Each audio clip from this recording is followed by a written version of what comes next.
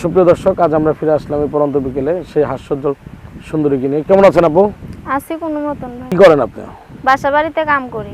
পড়াশোনা করেন নাই? না, কেন? অনেক কষ্টের মাঝে আমরা বড় থেকে ছোট থেকে বড় হইছি, তা আমরা কেমনে পড়াশোনা করুম ভাই? তাই? হুম ছোট থেকে বড় হয়েছেন কষ্টের মধ্যে? হুম। কষ্ট, এত কষ্ট গে আপনার?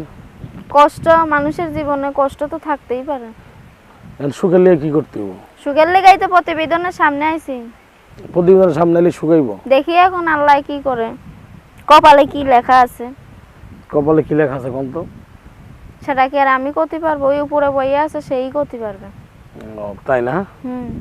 তো কি অবস্থা, দিনকাল কেমন কাটতেছে? দিনকাল খুব খারাপ যাইতেছে বলে প্রতিবেদনের সামনে আইছি দিনকাল ভালো করার জন্য। আপনার কি মনে হয় যে প্রতিবেদনের সামনে এলে দিনকাল ভালো হয়ে যাবো?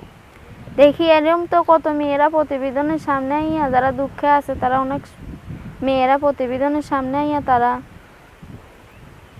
সুখ পাইছে জীবনে। মনের মতো মানুষ পাই নাই বলে আবার প্রতিবেদনের সামনে আইয়া দাঁড়াইছি। আপনার মনের মতো মানুষ যে, তাকে দেখতে কেমন হইতে হবে?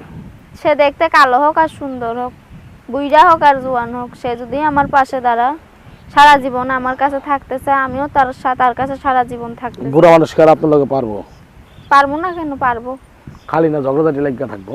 ঝগড়াঝাটি সংসার একটা গড়তে হইলে ঝগড়াঝাটি লাগবেই।